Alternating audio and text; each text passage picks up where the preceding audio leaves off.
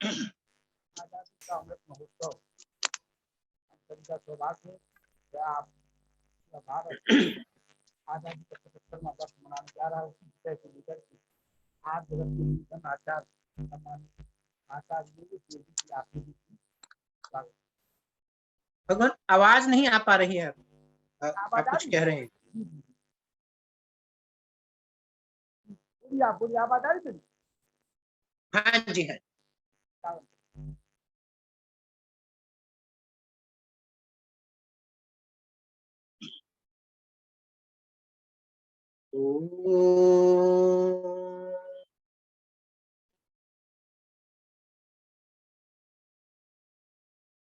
यतो यतः समीहसे ततो नः अभयं कुरु शन्नः कुरु प्रजाभ्यो अभयं नः पशुभ्यः।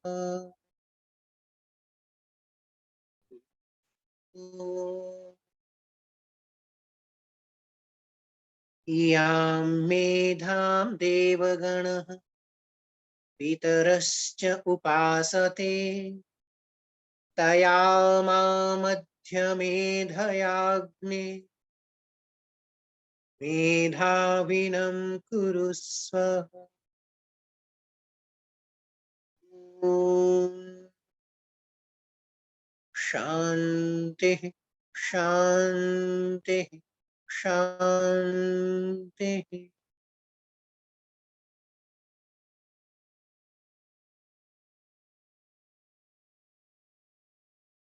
वंदन और अभिवादन के योग्य मातृशक्ति, आदरणीय मुनि जी, बहुत ही प्रेम और सत्कार के योग्य श्रीमान लखन आर्य जी एवं अन्य सभी इस सुधी मंच के श्रोतागण, बहुत ही सुंदर चर्चा अभी श्रावणी उपक्रम के विषय में काव्य के माध्यम से और महत्व के माध्यम से आदरणीय माता जी प्रस्तुत कर रही थी। यह वैदिक पर्व वेदों की रक्षा, वेदों की शिक्षा और संवर्धन, जो कि महान मानवीय मूल्य, मानवीय उद्देश्य और मानवीय लक्ष्यों को प्राप्त कराने वाला है, ऐसे इस वैदिक और सनातन पर्व की आप सभी को बहुत बहुत हार्दिक शुभकामनाएं। बंधुओं, बहुत ही हर्ष के साथ, बहुत ही उल्लास के साथ और गरिमा के साथ अपना पूरा राष्ट्र, पूरा देश और जहां तक मैं समझ पाता हूं कि प्रत्येक राष्ट्र भक्त, प्रत्येक मातृभूमि का उपासक वर्ष को बहुत ही आनंद, उत्साह और स्वाभिमान के साथ मना रहा है। और मनाए भी क्यों ना, भले ही स्वतंत्रता के 75 वर्ष एक राष्ट्र की लंबी यात्रा, चिरंतन यात्रा के लिए कोई बहुत अधिक मायने नहीं रखते, तब भी एक स्वतंत्र चेता व्यक्ति के लिए 75 वर्ष एक लंबी यात्रा है, जिसके माध्यम से धीमे धीमे ही सही भारतीय जनमानस के मन, मस्तिष्क और उसकी सुसुप्त और जागृत चेतना में पड़ी हुई परतंत्रता की बेड़ियां, परतंत्रता का जो भाव था, वो निश्चित ही एक बड़े स्तर पर छूट रहा है, पृथक हो रहा है। और उसी भाव में, उसी राष्ट्रीयता के भाव में हम इस वर्ष को स्वतंत्रता का अमृत महोत्सव इस रूप में मना रहे हैं।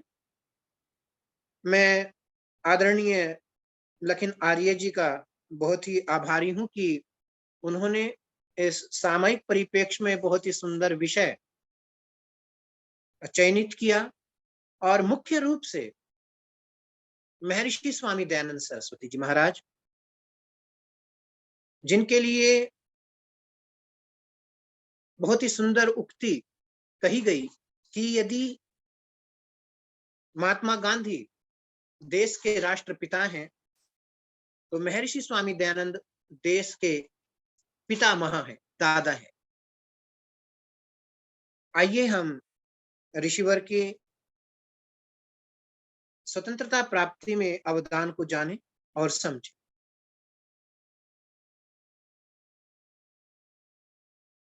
बहुत ही प्रारंभिक रूप में और बहुत ही संक्षेप में यदि मैं ऋषिवर के संबंध में कुछ कहूं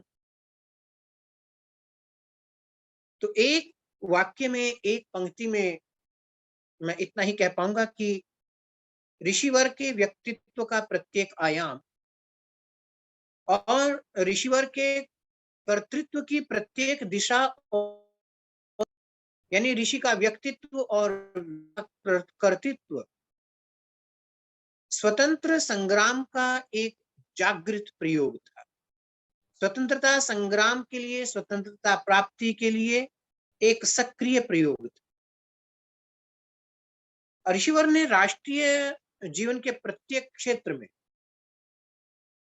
वो स्वतंत्रता काल रहा हो, स्वतंत्रता समर का समय रहा हो, अथवा स्वतंत्रता प्राप्ति के पश्चात भावी राष्ट्र निर्माण की योजना रही हो, इन दोनों ही क्षेत्रों में अपने वचन से और अपनी लेखनी से वो अद्भुत कार्य किया,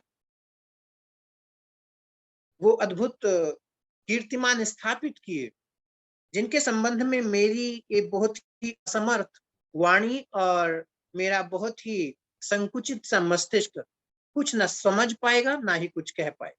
तब भी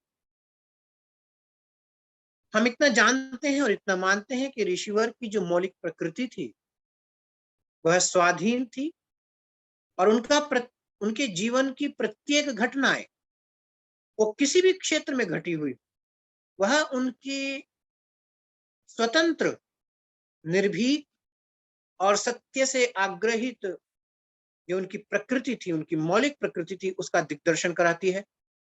और उनके सुनीतिपूर्ण कर्तव्य हमें बतलाते हैं कि वह ऋषि जहां वैदिक ज्ञान, अध्यात्म और विज्ञान का दृष्टा था, वहीं वह इन सबसे पूर्व स्वतंत्र दृष्टा था, स्वतंत्र चेता था। बंधुओं,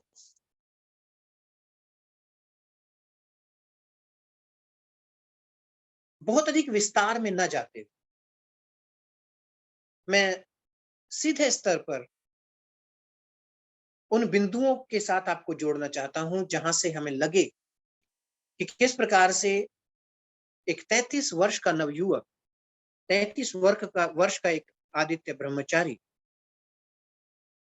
1857, और मैं कहूं कि इसका प्रारंभ किया 1855, कि एक आदित्य ब्रह्मचारी 1855 में हरिद्वार का कुंभ, हरिद्वार में कुंभ का अवसर, और इस अवसर को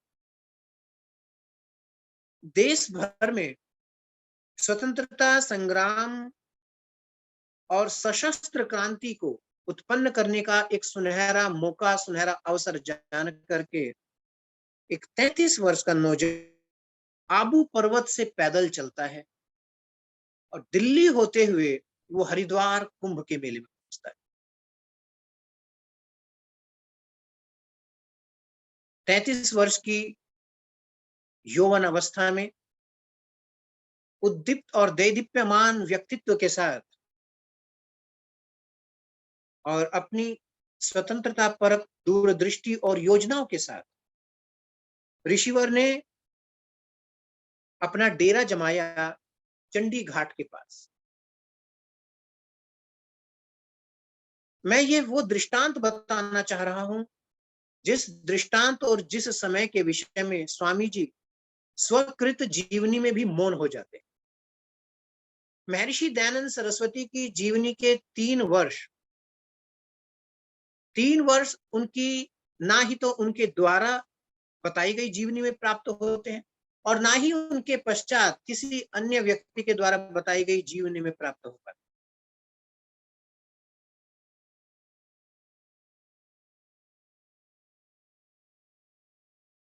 अठारह सौ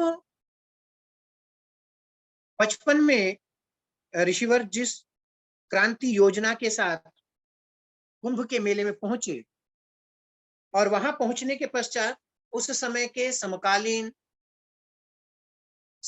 क्रांतिकारी नाना साहब पेशवा,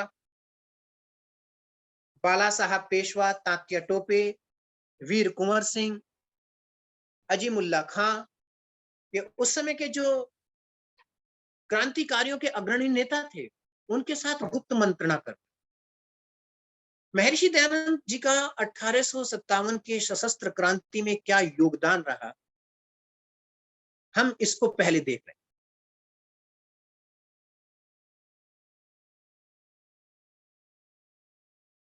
इन पांचों वीर सेनानियों के साथ ऋषि ने न केवल स्वतंत्रता की योजनाएं बनाई, उसका पूरा ब्लूप्रिंट तैयार किया कि किस प्रकार से हम संपूर्ण भारत भर में एक दिन, एक समय और एक साथ संगठित होकर के गोरों के खिलाफ, अंग्रेजों के खिलाफ सशस्त्र क्रांति करें। और इसके लिए दो बहुत ही महत्वपूर्ण कार्य महर्षि जी ने किए। मैं जिस घटना का विवरण आपके बीच में रख रहा हूं, यह घटना उद्धृत होती है योगी का आत्मचरित्र पुस्तक में। और इससे पूर्व, इस पुस्तक से पूर्व महर्षि दयानंद के जीवन के अज्ञात वर्ष, 3 अज्ञात वर्ष, वो कहीं और प्राप्त हमें नहीं हो पाते। 2 चीजें उस समय बहुत ही महत्वपूर्ण महर्षि जी के द्वारा की गई। एक, कि उन्होंने ना केवल उस समय के जो क्रांति समर के नायक रहे, उन सबको प्रेरित किया, उनको प्रोत्साहित किया, राष्ट्र के प्रति, स्वतंत्रता संग्राम के प्रति उनके अंदर नव चेतना का संचार किया, अपितु उनके सामने योजनाएं भी रखी। और 2 प्रकार से उन योजनाओं में काम किया गया। एक, कि हम किस प्रकार से गुप्त रीति के साथ पूरे भारत भर, या मैं मुख्य रूप से कहूं तो 3 प्रदेश, संयुक्त प्रांत जिसके अंदर पूरा अवध, बिहार का बहुत सारा हिस्सा, उत्तर प्रदेश आ जाता था, पंजाब जिसके अंदर आज का पूरा पाकिस्तान और पंजाब, दिल्ली वाला कुछ हिस्सा आ जाता था, और राजस्थान, आज का हरियाणा भी पंजाब में ही आ जाता। तो पंजाब, राजस्थान, आज का पाकिस्तान, आज का उत्तर प्रदेश, बिहार का कुछ एरिया, ये सारा मुख्य रूप से क्रांति, जो सशस्त्र प्रथम क्रांति रही, उसका केंद्र रहा। और संपूर्ण इस एरिया के अंदर 2 कार्य मुख्य किए।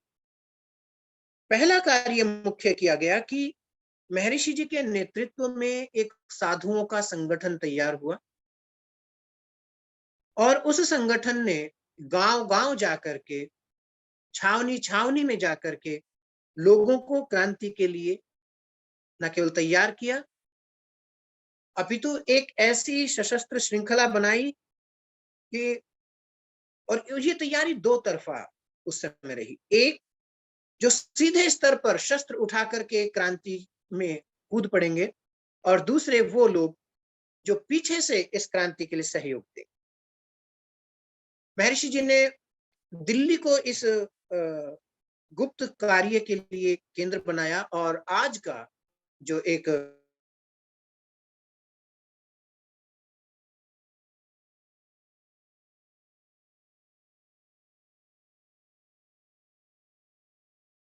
और 57, इन तीनों सालों में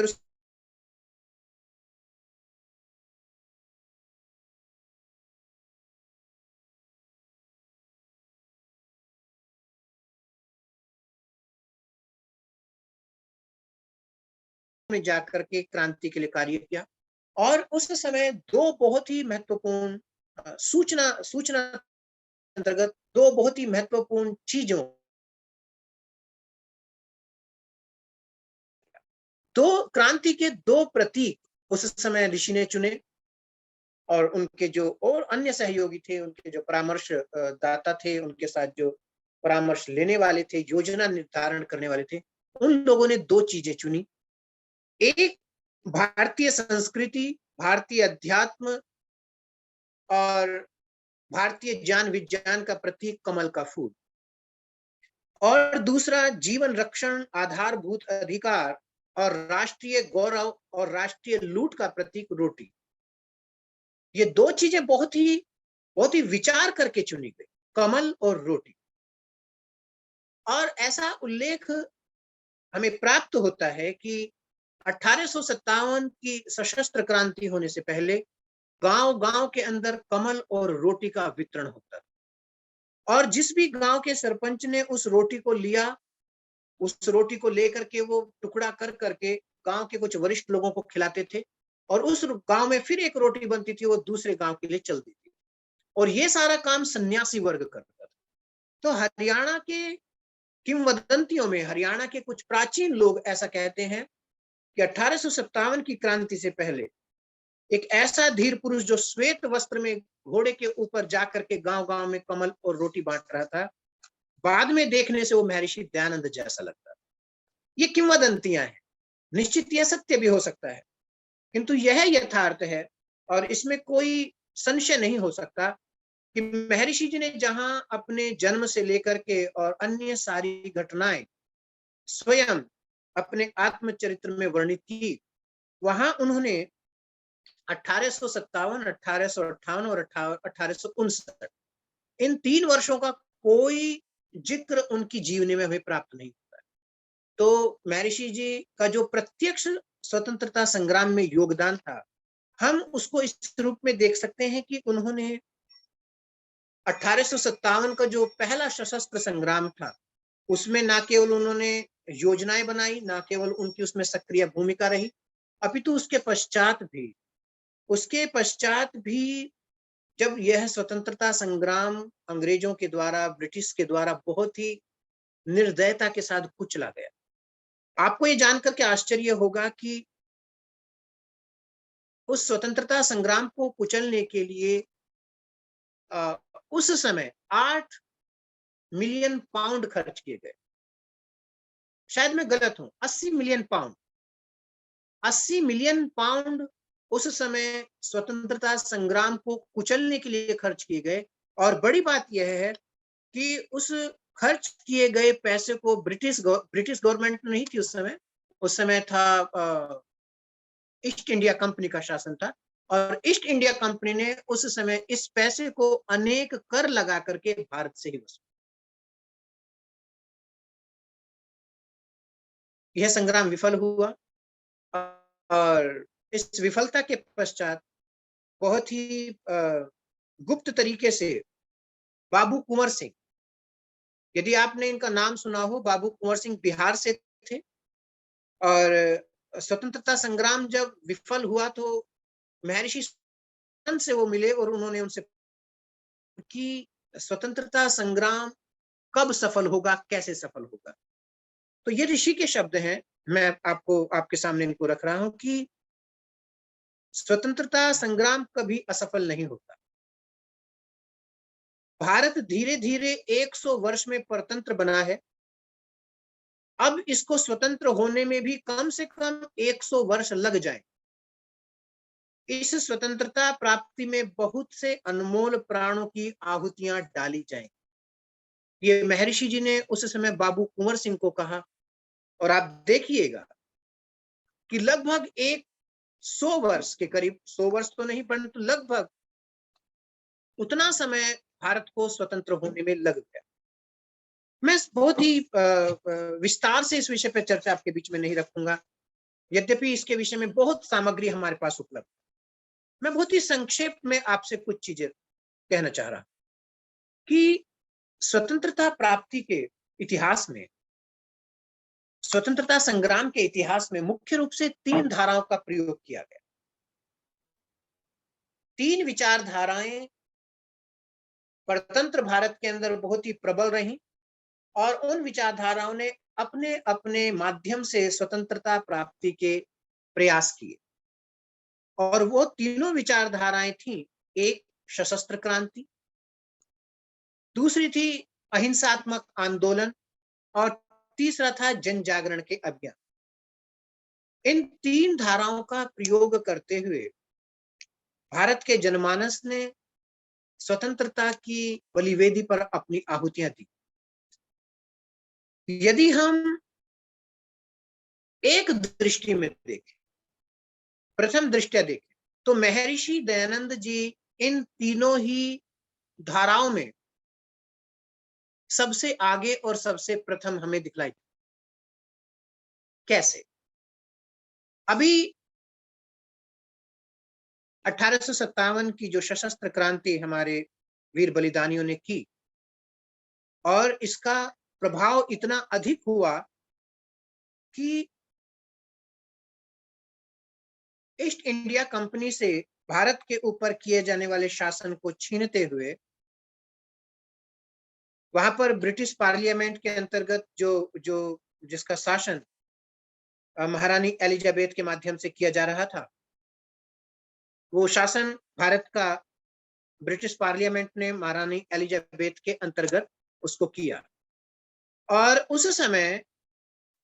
उसी समय महारानी एलिजाबेथ ने एक बहुत ही लोक लुभावन आदेश निकाला।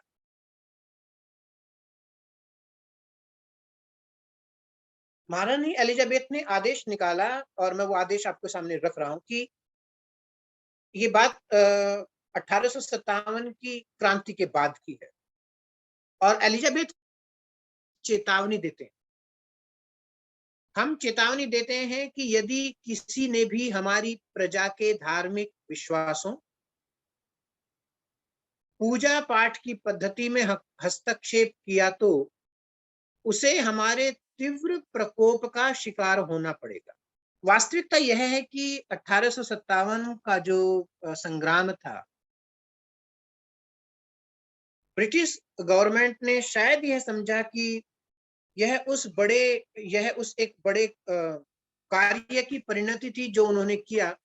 और आप इस चीज को जानते हैं कि उस समय एक सूचना सभी छावनियों में फैली कि नए बनने वाले जो कारतूस हैं वो सुअर और गाय की चर्बी से बने, और उन दोनों को मुंह से खोलना पड़े। इस प्रकार की जो ये एक घटना थी और इस प्रकार की जो एक सूचना थी, ये कहीं ना कहीं जो हिंदू और मुस्लिम इन दोनों के जो धार्मिक विश्वास और उनकी परंपराएं थी, उनको ऊपर चोट लगाने की चेष्टा थी। और इसी चेष्टा को के निराकरण के लिए महारानी एलिजाबेथ ने ये माना, ये समझा कि शायद भारत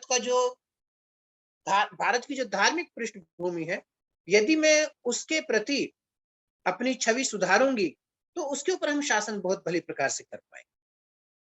और महारानी एलिजाबेथ ने इस प्रकार का निर्णय दिया, इस प्रकार का आदेश दिया कि हम चेतावनी देते हैं, यदि किसी ने हमारी प्रजा के धार्मिक विश्वासों पर, पूजा पाठ की पद्धतियों में हस्तक्षेप किया तो उसे हमारे तीव्र प्रकोप का शिकार होना पड़ेगा।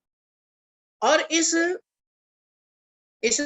आदेश का बहुत जोर शोर से भारतीय जनमानस में प्रचार भी किया। महर्षि जी ने इस आदेश की एक बहुत ही सुंदर प्रतिक्रिया दी।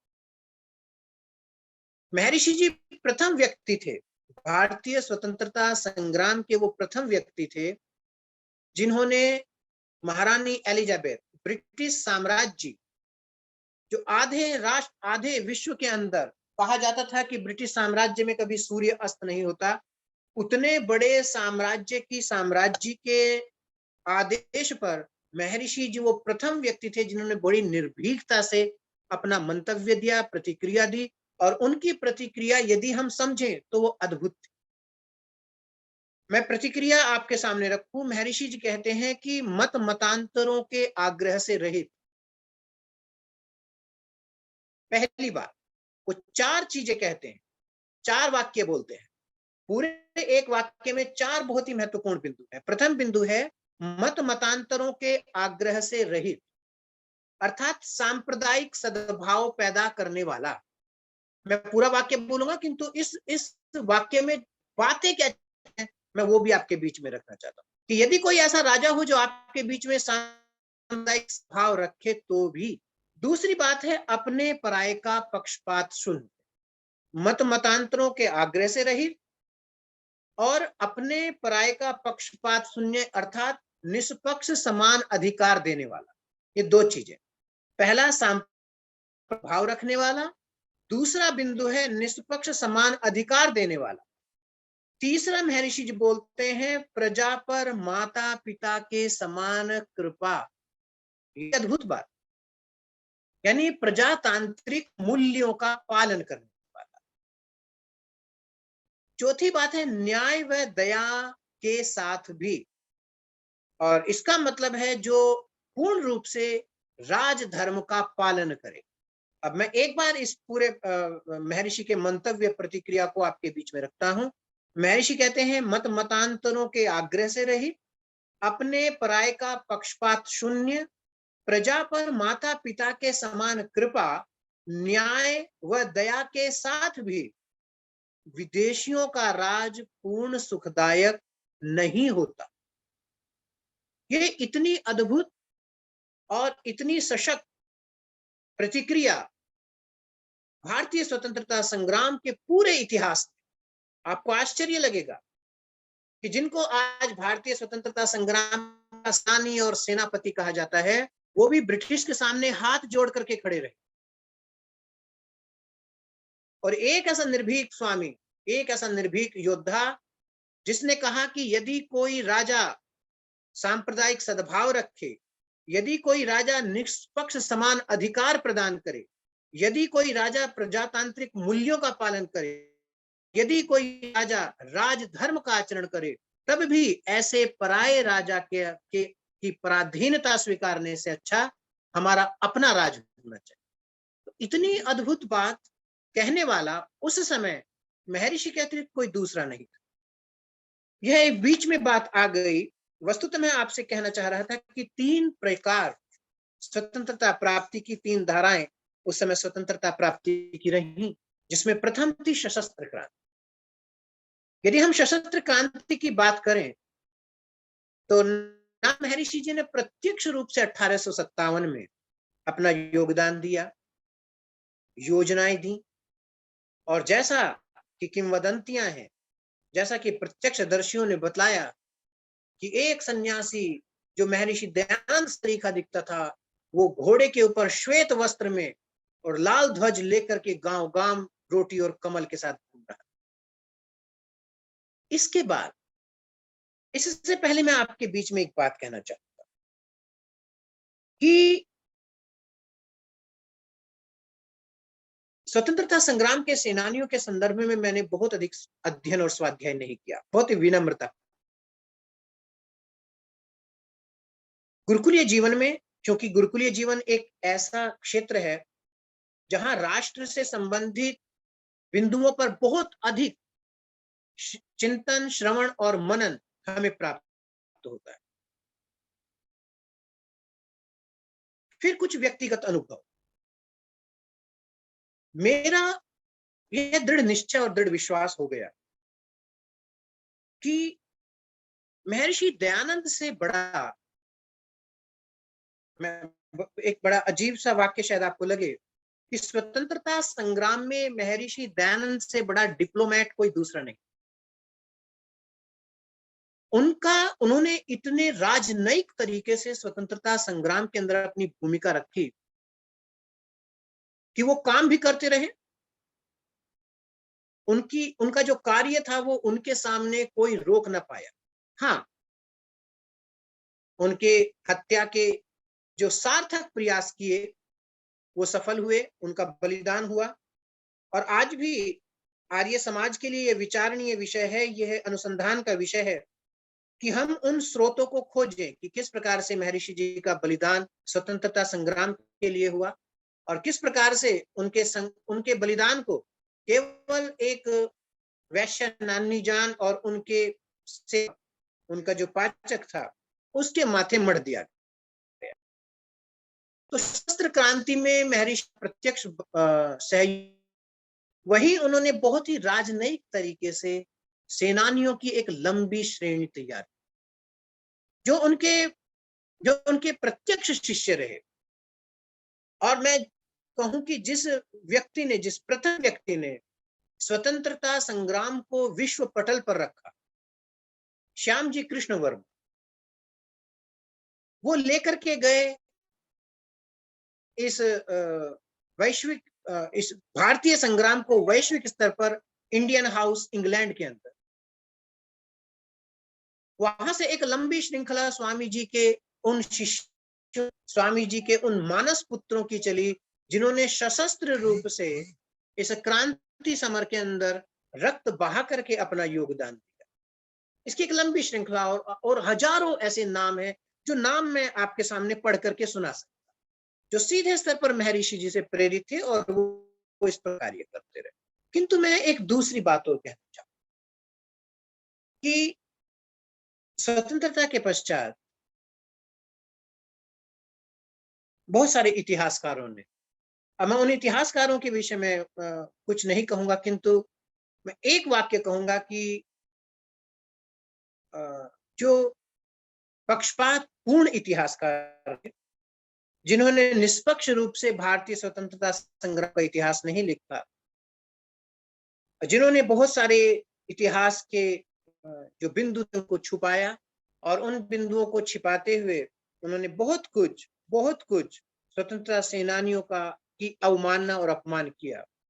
उन्होंने एक बहुत ही महत्वपूर्ण बिंदु हमारे स्वतंत्र इतिहास में रखा कि हमारा जो देश था वो अहिंसात्मक आंदोलनों के कारण स्वतंत्र हुआ। और बहुत ही सुंदर गाने बनाए गए, दे दी हमें आजादी बिना खड़ग बिना ढाल, साबरमती के संत तूने कर दिया कमाल।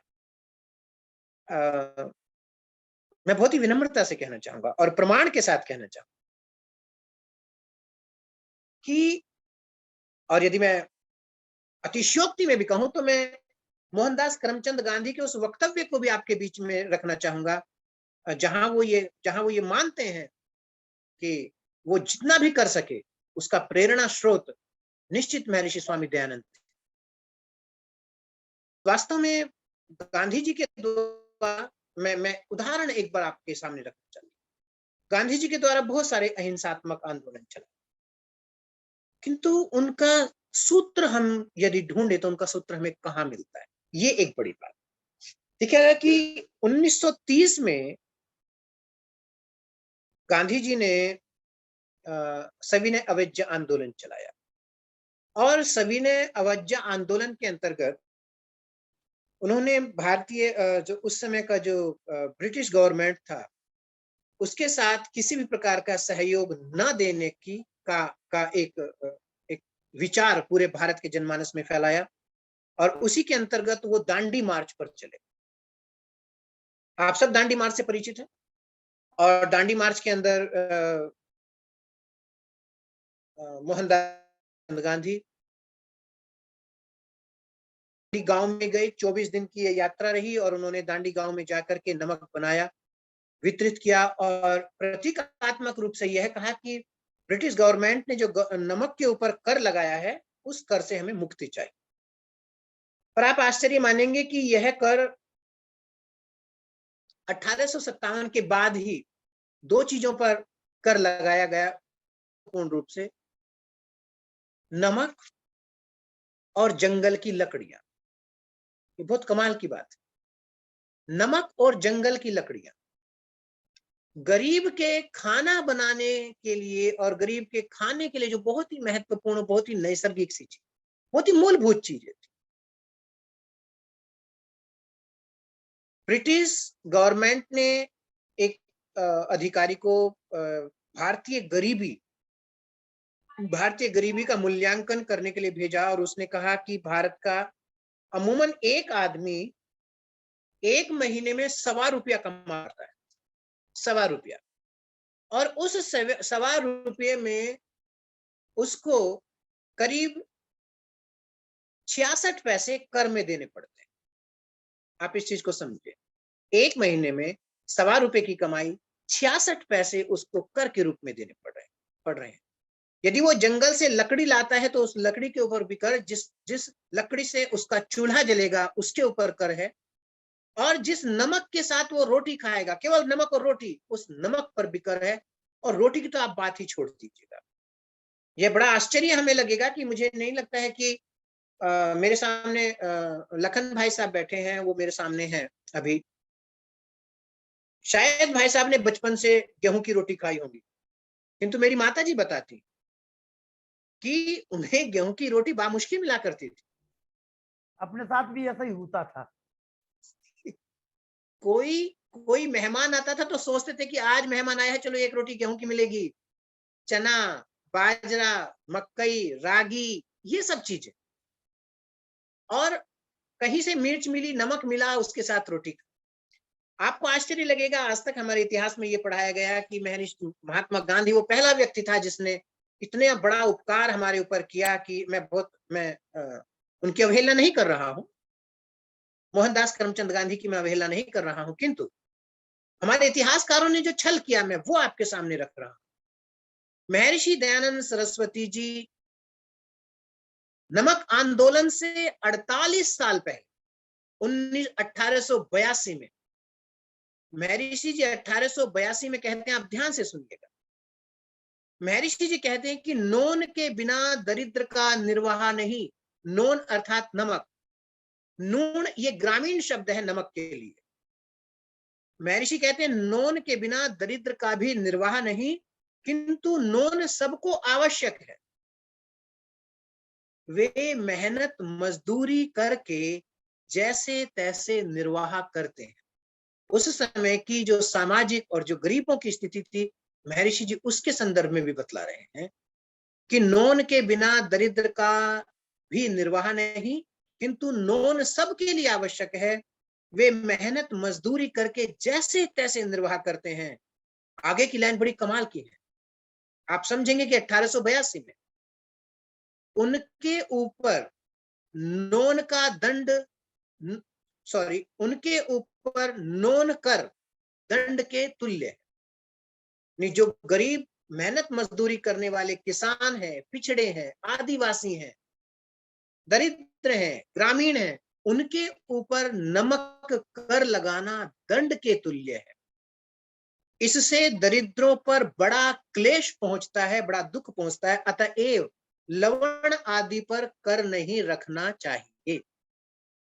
ये महर्षि जी 1882 में कह रहे हैं, दांडी मार्च से 48 साल पहले। मैं ये उदाहरण इसलिए दे रहा हूं कि जो अहिंसात्मक आंदोलनों की नींव बनी, जो अहिंसात्मक आंदोलनों के विचार बने, वो बहुत पहले घड़े जा चुके थे, पहले व्यक्त किए जा चुके थे। एक ये उदाहरण अहिंसात्मक आंदोलन का, एक और बहुत ही महत्वपूर्ण उदाहरण अहिंसात्मक आंदोलन का कि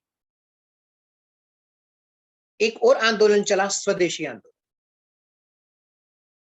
आप स्वदेशी आंदोलन के विषय में जानते हैं, लोगों ने बहुत ही, महात्मा गांधी जी के कहने पर लोगों ने बहुत ही उत्साह के साथ, बड़ी उमंग के साथ ब्रिटिश कपड़ों को उतार के फेंका, उसकी होलियां जलाई गई और घर घर चरखा, घर घर कपास काता गया, और वो चरखा ही आजादी का प्रतीक बन गया, यानी स्वदेशी आजादी का प्रतीक बन गया। यदि हम इसके भी बीज देखें तो हम इसके बीज कहां देखें? 1879, 1879, यानी स्वदेशी आंदोलन से बहुत पहले 1879 में महर्षि जी के नेतृत्व में स्वदेशी आंदोलन के अंतर्गत लाहौर आर्य समाज के जो सदस्य थे, उन्होंने विदेशी वस्तुओं का बहिष्कार सबसे पहले किया। सबसे पहले उन्होंने विदेशी वस्तुओं का बहिष्कार किया, और बहिष्कार करके न केवल अपितु बहिष्कार किया, अपितु बहिष्कार करके स्वदेशी चीजों को मैं कहूंगा कि स्वदेशी चीजों का प्रयोग करने का प्रण भी लिया। मैं अभी जरा उस न्यूज़पेपर का नाम देख रहा हूं जिस न्यूज़पेपर में इससे संबंधित सूचनाएं छपी, और उस समय के न्यूज़पेपर में 1879 के न्यूज़पेपर में इससे संबंधित खबर छपी कि यहाँ पर इस प्रकार से विदेशी वस्तुओं का बहिष्कार किया गया। मैं उस न्यूज़पेपर का नाम देख रहा हूँ, यदि वो मुझे अभी दिखता है तो मैं निश्चित आपके सामने उस न्यूज़पेपर का नाम भी रखूंगा।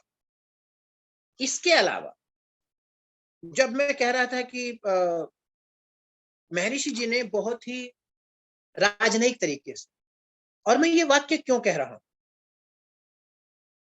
एक तो महर्षि जी ने जिस प्रकार से प्रत्यक्ष और अप्रत्यक्ष, स्वयं और दूसरे के द्वारा, एक सामान्य सी कहावत कही जाती है कि दूसरे के कंधे पे बंदूक रख करके चला। मैं बहुत ही विनम्रता के साथ एक बात कहना चाहूंगा कि भारत सरकार की ओर से 2018 फरवरी में मुझे ईरान भेजा गया, और आप जानते हैं कि ईरान का जो पूरा नाम है वो है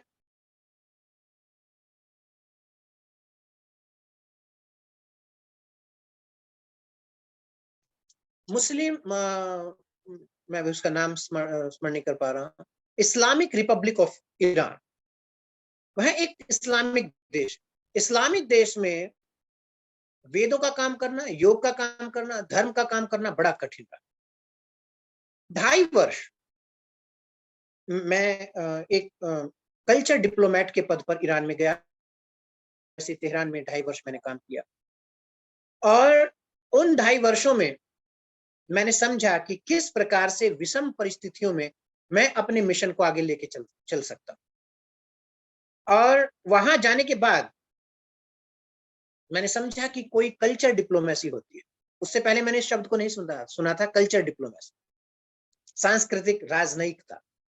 और उसी तरीके से, क्योंकि वहां बहुत सारे प्रतिबंध थे हमारे ऊपर, बहुत सारे प्रतिबंध, डायरेक्ट इस्लामिक प्रतिबंध, बहुत सारे प्रतिबंध। उन प्रतिबंधों में जो भारत सरकार का की अपनी नीति थी, अपनी योजना थी, उस नीति और उस योजना को मैन लीड में रखते हुए काम करना, वो उसके लिए केवल राजनयिक तरीके होते थे। अब जब मैं महर्षि दयानंद जी की भूमिका देखता हूं स्वतंत्रता संग्राम में, तो मुझे वो अपना कार्यकाल याद आता, और उस कार्यकाल से विषम परिस्थितियों में मुझे तो कोई दंडित करने वाला नहीं था, क्योंकि मेरे सीने पर एक शील्ड थी डिप्लोमेट की, राजनयिक की, भारतीय सरकार की। किंतु उस समय ऋषिवर ने उन दुर्दांत, मैं उनको आतंकवादी ही कहूंगा, शासक नहीं कह सकता, उन दुर्दांत आतंकवादी, दुर्दांत हत्यारों के बीच में बड़े ही शातिर तरीके से, बहुत ही नीतिपूर्ण, और महर्षि जी स्वयं वेदों का भाष्य करते हुए इस प्रकार के शब्द यूज करते हैं।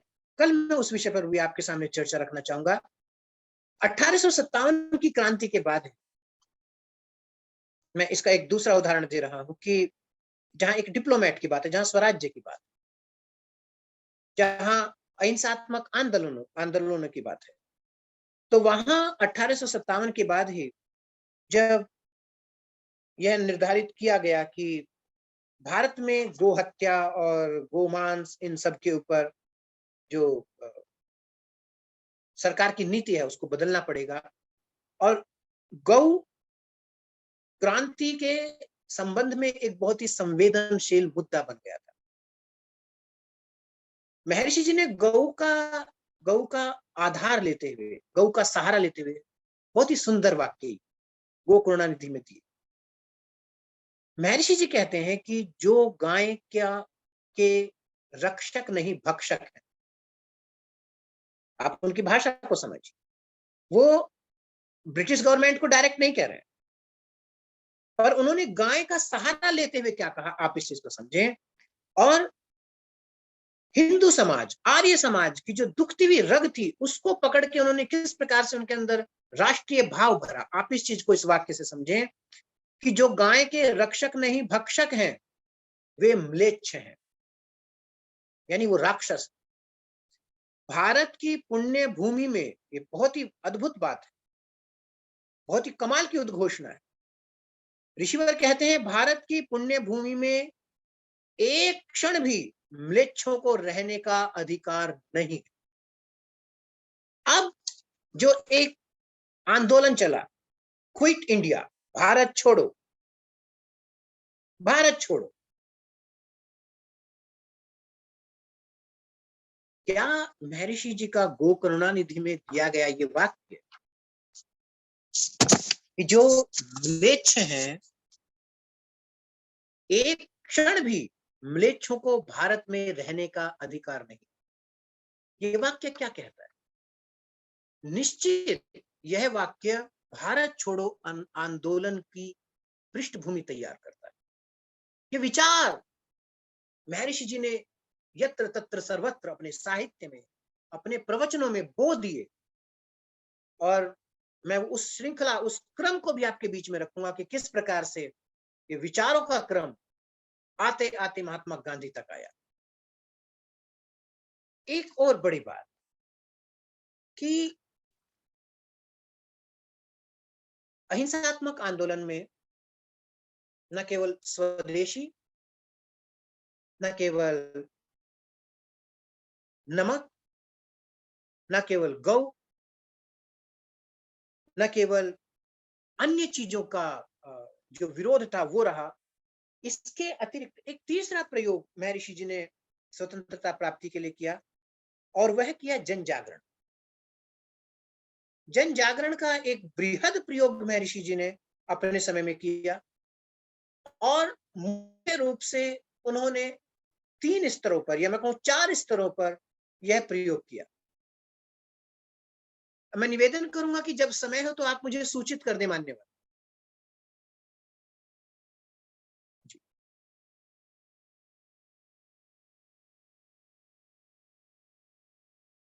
लेखन के माध्यम से, जनसंपर्क के माध्यम से, व्याख्यान के माध्यम से, जन जन में चेतना के माध्यम से, और पारंपरिक चीजों को महत्व देने के माध्यम से एक इस प्रकार का आंदोलन और चलाया गया, राजनैतिक पुनर्जागरण का आंदोलन, जिसने स्वतंत्रता की सुसुप्त चेतना को जन जन के अंदर जागृत किया। और महर्षि अकेले नहीं थे, एक लंबी फौज इसमें काम कर रही थी। हजारों हजारों लोगों ने वैचारिक रूप से जनता को जगाया, परंतु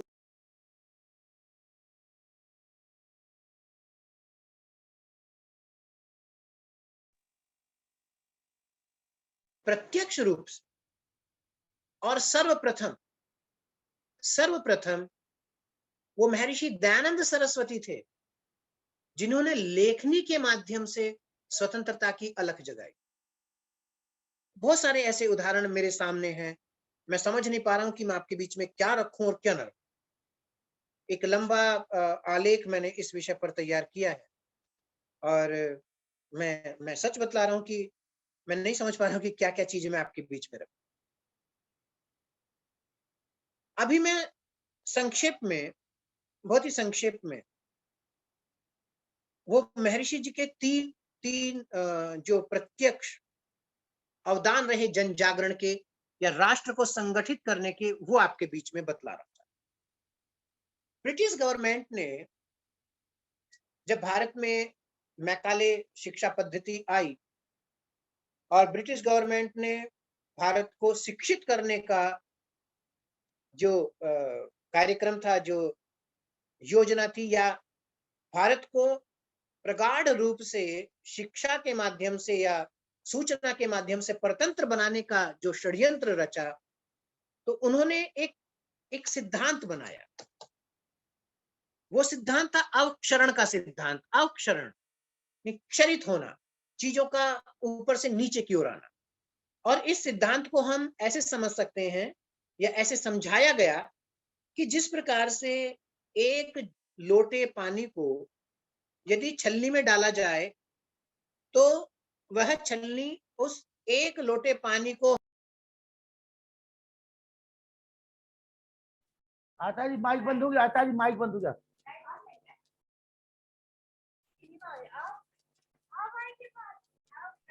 अवकरण का सिद्धांत, और इस सिद्धांत में ब्रिटिश ने ये कहा कि हम देखो पूरे भारत को शिक्षित नहीं कर सकते हैं, हम कुछ संभ्रांत लोगों को, हम सब कुछ संभ्रांत परिवार के लोगों को हम शिक्षित करेंगे, और इसके बाद वह लोग अन्य लोगों को शिक्षित करेंगे। यह उनका ये मैकाले ने ये शिक्षा पद्धति के अंदर अपना एक सिद्धांत बनाया था कि देखो हम सबको शिक्षित नहीं करेंगे, हम चुन चुन के कुछ लोगों को शिक्षित करेंगे, या हम चुन चुन के उन संभ्रांत लोगों को अपना दास बनाएंगे जो संपूर्ण भारत को अपनी दासता में बनाए रखें। हम यदि इस सिद्धांत का मूल भी देखें, मूल, तो इस ब्रिटिश सिद्धांत का मूल भी महर्षि जी के 3 या मैं कहूं 3 से भी अधिक जो उन्होंने बहुत ही बड़े काम किए, उनके अंदर हम उनके अंदर हम देख पाते। वस्तुतः 1857 की क्रांति के पश्चात जब महर्षि जी ने देखा कि किस प्रकार से लाखों लाखों लोगों, आपको आश्चर्य होगा कि मैं जहां का हूं, मेरा जन्म मेरठ साइड से है। मेरठ 1857 की क्रांति का एक मुख्य केंद्र रहा है। आपको आश्चर्य होगा कि मेरठ के आसपास के करीब 150 गांव जो हमें जनश्रुतियों में मिल रही है, जिनकी सूचना हमें जनश्रुतियों में मिल रही है, 150 गांव ब्रिटिश ने खाली कर दिए, लोगों को जिंदा जलाया गया, लोगों के ऊपर गोलियां बरसाई गईं, लोगों के ऊपर छोटी छोटी तोपें, खाकी पलटन, खाकी पलटन गोरी पलटन को कहा जाता है, खाकी पलटन छोटी छोटी तोपें जो घोड़ों के पीछे थे उनको बांध बांध के गांव के अंदर लेके गई और गांव को चारों तरफ से घेर घेर करके मारा। महर्षि ने ये घूम घूम करके सब जगह देखा और वो समझ गए कि एक बड़े संगठन के अभाव में हम स्वतंत्र नहीं हो सके। तो महर्षि जी ने, मैं कहूंगा कि स्वतंत्रता के लिए 2 बहुत ही महत्वपूर्ण कार्य, यदि महर्षि जी के पूरे स्वतंत्रता योगदान को 2 जगह डिवाइड करना चाहें तो दो बहुत ही महत्वपूर्ण कार्य। एक, जब महर्षि जी ने राष्ट्र के कुछ बहुत ही महत्वपूर्ण लोगों का संगठन बना करके स्वतंत्रता की चिंगारी को, स्वतंत्रता की विचारधारा को, स्वतंत्रता की सूचना को पूरे राष्ट्र में फैलाने का कार्य किया, एक कार्य महर्षि का ये था। एक प्लेटफॉर्म महर्षि जी ने तैयार किया स्वतंत्रता संग्राम के लिए कि वो देश के कुछ चुनिंदा लोगों का एक संगठन तैयार करेंगे और वह संगठन जन जन में जाकर के स्वतंत्रता के लिए कार्य करेगा। और दूसरा, महर्षि जी स्वयं समाज के अंदर कूदे, स्वयं राष्ट्र में कूदे, व्यक्ति व्यक्ति से मिले, जन जन से मिले और उन्होंने स्वतंत्रता की अलग राष्ट्र के अंदर जगाई। तो महर्षि जी के ये पूरे स्वतंत्रता संग्राम के कार्य को हम इस प्रकार से 2 रूप में देखें। अब जो पहला है, जहां महर्षि जी ने कुछ बहुत ही चुनिंदा, कुछ बहुत ही महत्वपूर्ण लोगों को एक साथ ला करके स्वतंत्रता के लिए कार्य करना चाहा, मैं उसके विषय में आपके बीच में रखना चाहूंगा अपने विचार।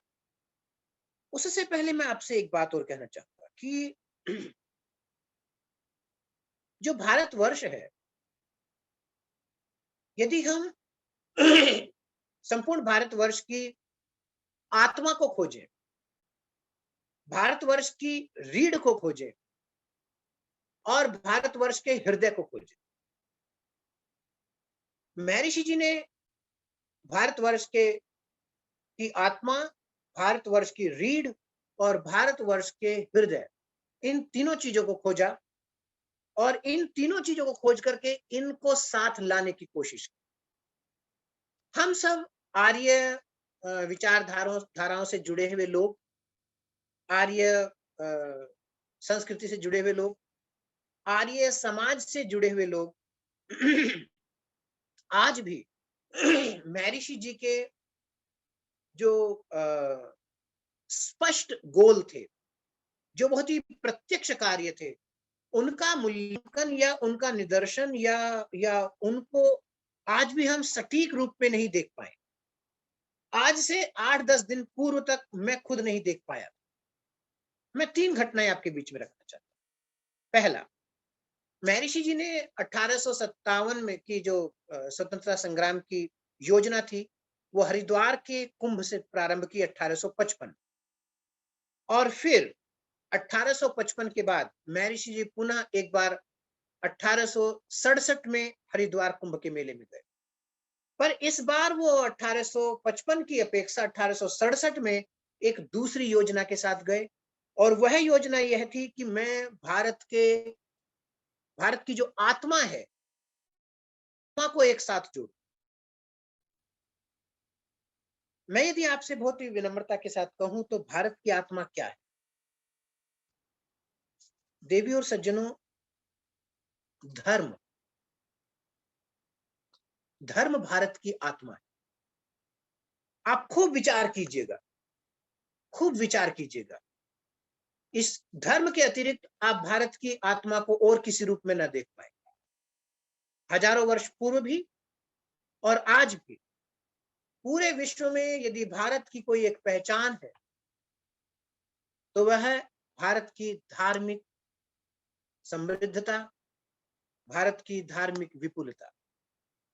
और उस आत्मा के वाहक कौन है? उस आत्मा वह आत्मा किसके माध्यम से सशक्त है, सबल है? वह है उस आत्मा के वाहक ऋषि मुनि, साधु संत, सामाजिक संप्रदाय। 1867 में महर्षि जी पुनः उन्हीं ऋषि, महर्षि और मुनियों के बीच में, संतों के बीच में कुंभ में गए, और उन ऋषि, महर्षि और मुनियों को, संतों को, साधुओं को एक ध्वजा के नीचे लाने के लिए उन्होंने पाखंड खंडनी पताका जो थी वो हरिद्वार में स्थापित। पाखंड खंडनी पताका का जो ये कार्य था, आज भी आर्य समाज के, आर्य विचारधारा के बहुत से लोग एक धार्मिक कृत्य मानते हैं, और इसको इस रूप से मानते हैं कि महर्षि जी ने जो पाखंड था उसको दूर करने के लिए इस चीज को रखा। किंतु जहां तक मैं समझ पाता कि पाखंड या पाखंड खंडनी पताका खंडर और मंडन का विषय नहीं था,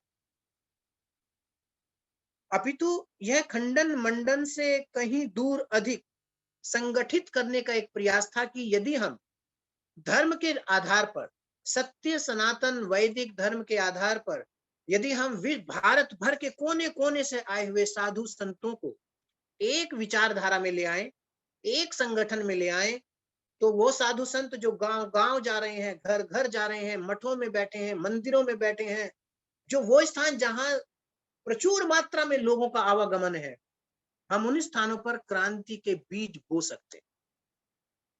और महर्षि जी इस विचारधारा के साथ हरिद्वार में पहुंचे। उन्होंने साधु संतों के साथ इस विषय में चर्चा की, किंतु जो सनातनी साधुओं के 9 अखाड़े हैं, उनके अपने पूर्वाग्रह, उनके अपने कर्मकांडीय प्रभाव, उनके निजी अपने स्वार्थ, उनकी निजी महत्वाकांक्षाएं, अखाड़ों की परंपराएं, ये बहुत सारे कुछ ऐसे बिंदु रहे जो महर्षि जी के इस संगठित करने वाले विचारधारा को एक अमली जामा नहीं पहना पाए, एक साकार रूप नहीं दे पाए।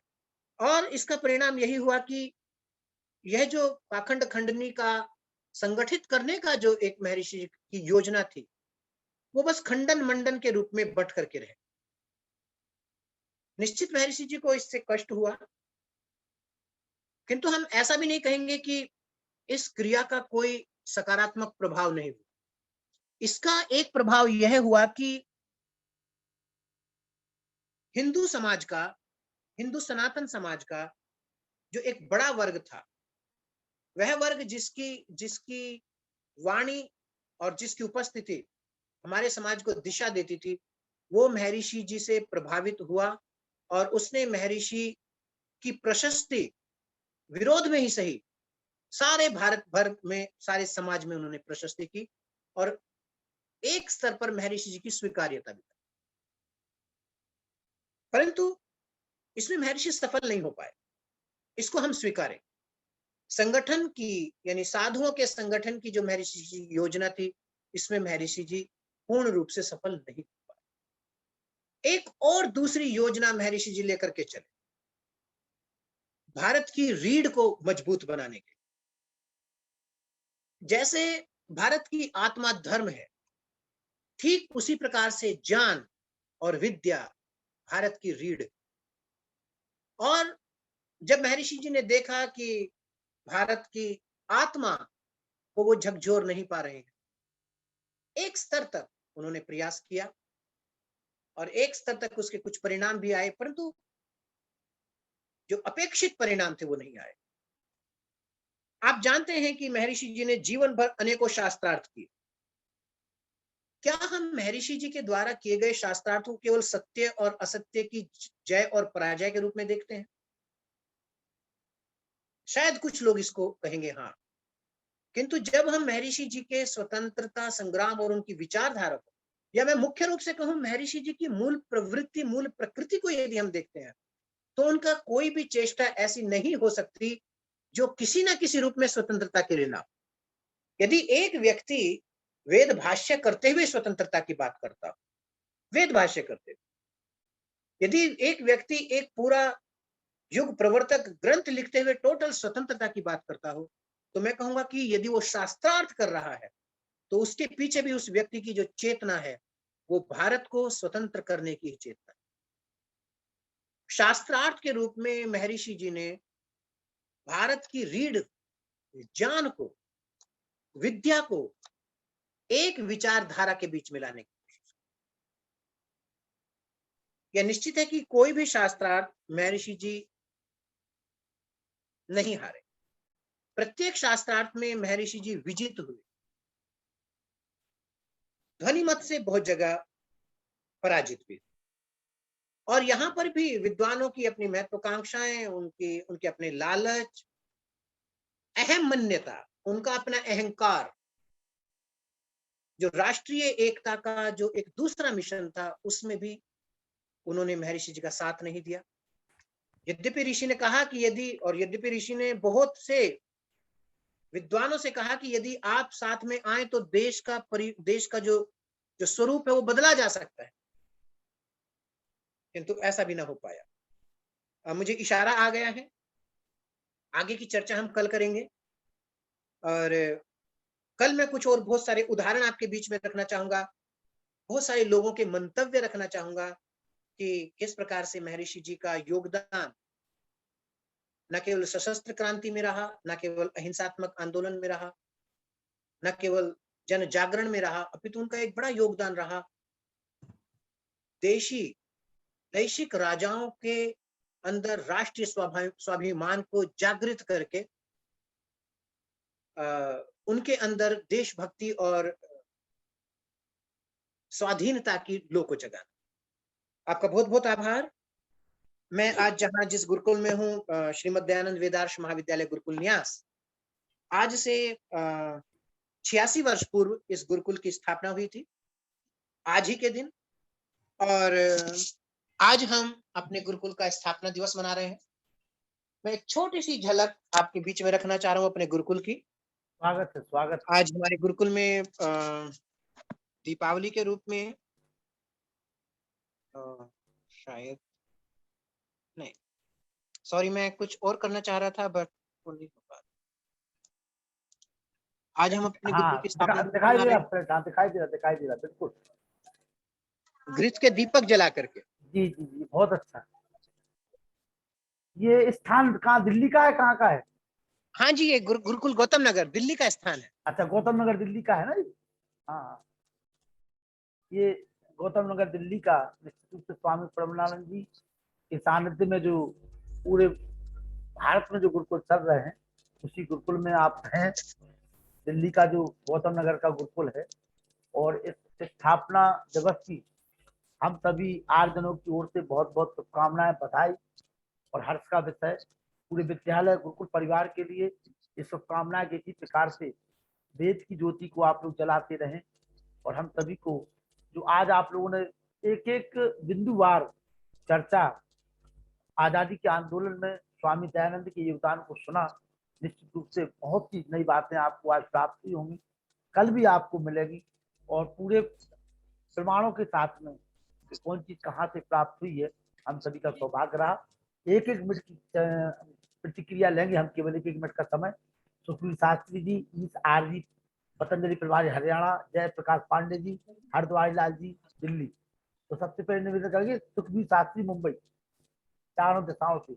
आइए। हाँ जी। नमस्ते जी। नमस्ते सभी को सादर नमस्ते। जी। नमस्ते जी।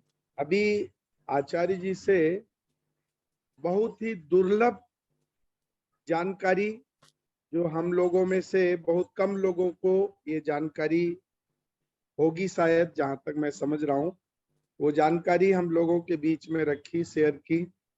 और कितना अद्भुत योगदान महर्षि का किन किन उन विपरीत परिस्थितियों में देश और समाज के लिए रहा। इस तरह की दुर्लभ जानकारी देने के लिए आचार्य जी का बहुत बहुत आभार, बहुत बहुत धन्यवाद। बहुत बहुत और धन्यवाद। आगे भी हम, अभी आपका जो 1 हफ्ते तक कार्यक्रम चलने वाला है, हम जुड़ेंगे और आपसे सीखेंगे, और आपसे जो एक विशेष जानकारियां यहाँ पर प्रसारित की जा रही हैं उनके विषय में हम अवगत होंगे और दूसरों को भी इससे परिचित कराएंगे। बहुत बहुत धन्यवाद। जय बहुत बहुत प्रकाश आभार। पांडे जी, जय प्रकाश पांडे जी, हरद्वारी लाल आर जी दिल्ली जी। जी जी जी जी। आइए पांडे जी, वीडियो खोल लीजिए, फिर हरद्वारी लाल जी तैयार रहेंगे इसके बाद। जी पांडे। आवाज जा रही मेरी? हाँ आवाज आ रही, जयप्रकाश जी आवाज आ रही। हम सभी का सौभाग्य सभी है। को सादर ओम नमस्ते आपको। नमस्ते जी। नमस्ते। और आज का उद्बोधन, जैसे आपका नाम जो रखा गया है शीर्षक आर्य रत्न, तो हमारे लखनलाल जी आर्य रत्न के रूप में ऐसे ऐसे रत्न को लेकर के इस मंच की शोभा को बढ़ा रहे हैं। आज वास्तव में आचार्य जी के उद्बोधन को श्रवण करके वास्तव में ऐसे लगा कि इस तरीके की जो गूढ़ रहस्य और जानकारियां हैं महर्षि दयानंद जी को लेकर के, आज बताइए बहुत सारे लोग अपना श्रेय और प्रिय ले लेते हैं, लेकिन महर्षि जी की सोच को और इस रहस्य का उद्घाटन किया आचार्य जी ने। मुझे सुन करके बहुत ही अच्छा लगा, मैं तो स्तब्ध रहा। ऐसी ऐसी ऐतिहासिक जानकारियां आज श्रवण करने को मिली। वास्तव में आप द्वय आर्य रत्न और आचार्य योगेश जी का मैं नतमस्तक हूँ, सादर प्रणाम निवेदित करता हूँ कि ऐसी ही जो ऐतिहासिक तथ्य छिपे हुए हैं आप सब उद्घाटित करें और हम सब भी इससे जो है शिक्षाप्रद हो, लाभान्वित हो।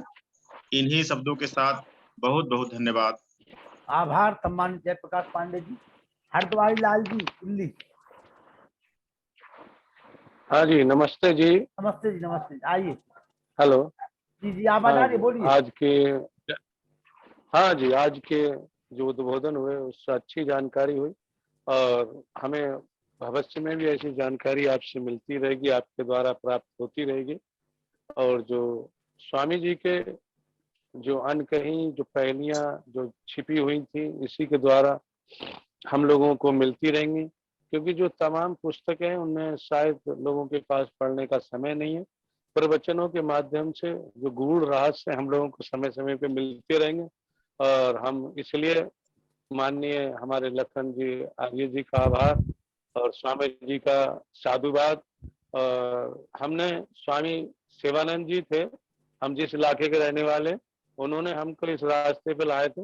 और दूसरे हमारे लखनलाल आर्य जी हैं, जो हमको नई प्रेरणा दे रहे हैं और नई नई जानकारी दे रहे हैं। तो हमारे दूसरे स्वामी शिवानंद जी के दूसरे समकक्ष लखनलाल जय आर्य को बहुत बहुत साधुवाद, धन्यवाद, नमस्ते जी। ये थे हमारे हरद्वारी लाल आर जी दिल्ली से, और सुशील कुमार जी बिहार। सुशील कुमार जी। जी, सारे लोग, सभी लोगों को नमस्ते। नमस्ते जी। कैसा और लग रहा है बहुत वैदिक धर्म की चर्चा को सुन करके? जी बोलिए। जी जी, बहुत अद्भुत ज्ञान और गूढ़ रहस्य जो हम लोगों को कभी पता भी नहीं चलता, बहुत ज्ञानवर्धक बातें बताई गई हैं। और इस पर से और भी पर्दा उठाया जा सकता है। जी जी बिल्कुल, सुशील जी जुड़े रहिए और वैदिक धर्म की चर्चा को सुनते रहिए, अपने दोस्तों को भी जोड़िए बिहार से। भोगी जी प्रसाद जी म्यांमार, भोगी प्रसाद जी आइए, भोगी प्रसाद जी म्यांमार से जी। नमस्ते सभी आर्यजनों को। हाँ आइए आइए। आज की तो जानकारी अद्भुत, ऐसे सब पुरानी यादें ताजा करके रख दिया आप लोगों ने। महर्षि के जीवनी का बहुत बहुत धन्यवाद। बिल्कुल। और राखी के पर्व पे जो चंद्रकांता जी ने कविता सुनाई थी, उसमें आपको भी उन्होंने सजाया था, लेकिन आप सुन नहीं पाए उसको, तो रिकॉर्डिंग सुन लेना आप यूट्यूब पर जा करके, ठीक है जी। जी आपका ध्यान रखा था चंद्रकांता माता जी ने जी। बहुत बहुत धन्यवाद माता जी को। जी मैं निवेदन करने लगा हूँ मुनि जी से कि वो आए और सभी का आभार व्यक्त कर, फिर वेद प्रकाश शर्मा जी नाती पोतों के साथ तैयार रहेंगे और 1 मिनट का समय हम माता चंद्रकांता जी को भी देंगे। जी सही है जी। मुनि जी। ओम। ओम। यदि आज का विषय अद्वितीय रहा है, महर्षि दयानंद जी का स्वतंत्रता आंदोलन में जो योगदान आपने हमारे सम्मानीय आचार्य योगेश जी ने बताया है, वो पिछली बार भी हम लोग सुन चुके हैं आपको। वो इतिहास के उन अनछुए प्रश्नों को आप हम लोगों के बीच में रख देते हैं, जिनका वास्तव में जैसा हमारे श्रोतागण और विद्वानगण बता रहे हैं कि ये बातें नई नहीं, जो इतिहास हमारे सामने रखा गया है उसको इतना विकृत करके हमारे सामने परोसा गया है कि हमको सच्चाई का पता ही नहीं लगता है अगर हमारे बीच ऐसे विद्वान लोग आकर के इस बात को नहीं रखते। और हमारी माता चंद्रकांता जी ने तो सारे लोगों, हम समझते शुरू से लेके अभी तक जितने श्रोतगण और विद्वान लोग रहे हैं, सबके लिए राशि का उपहार भेज दिया है। तो सभी लोगों के साधुवाद, समस्त महान भावों के लिए। और हमारे बच्चे आ चुके हैं शांति पाठ के लिए। जी पतंजलि राज प्रभारी हरियाणा, ईस जी जो बहुत अच्छा कार्य कर रहे हैं हरियाणा में। ईस जी मेरी आवाज सुन पा रहे हैं? ईस जी हरियाणा, चलिए ईस जी तक आवाज नहीं पहुंच पा रही है और वो आज पहुंच जाएंगे। मैं निवेदन करूंगा माता चंद्रकांता जी से केवल 1 मिनट, माता जी केवल 1 मिनट का समय जी। हाँ जी। आदरणीय आचार्य योगेश जी, सादर अभिवादन। वास्तव में आपका ज्ञान तो बहुत गहरा है, स्वाध्याय भी बहुत गहन है। आपने तो स्वामी दयानंद के विषय में बड़ी विलक्षण ज्ञान हमें दिया और दयानंद जी का इतना स्पष्ट चित्रण, गहन परिश्रम, ऐतिहासिक बिंदु जो बड़े अनकहे थे वो हमारे सामने प्रस्तुत किए। वास्तव में आप अति सराहनीय और प्रशंसा के योग्य हैं और ज्ञानप्रद रहा यह आपका उद्बोधन। सक्रिय सशक्त भूमिका स्वामी दयानंद जी ने आपने प्रस्तुत की। हमें बड़ा गर्व महसूस हो रहा है, बड़ा गर्व अनुभव कर रहे हैं हम। धन्यवाद, अति अति धन्यवाद। धन्यवाद। ई शांति मेरी आवाज नहीं सुन पा रहे, शांति पाठ प्रारंभ हो रहा है, आइए।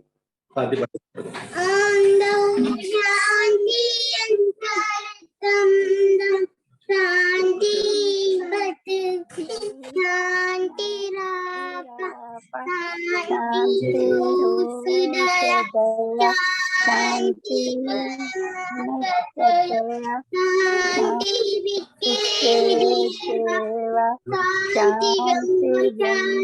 शांति शांति रे। ओम शांति शांति वैदिक धर्म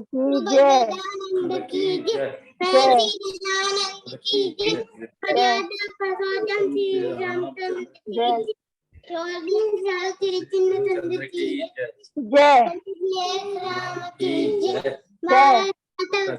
जय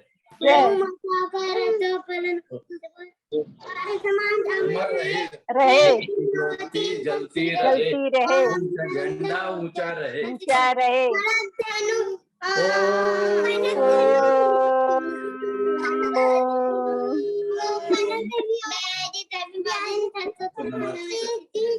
सादर नमस्ते जी।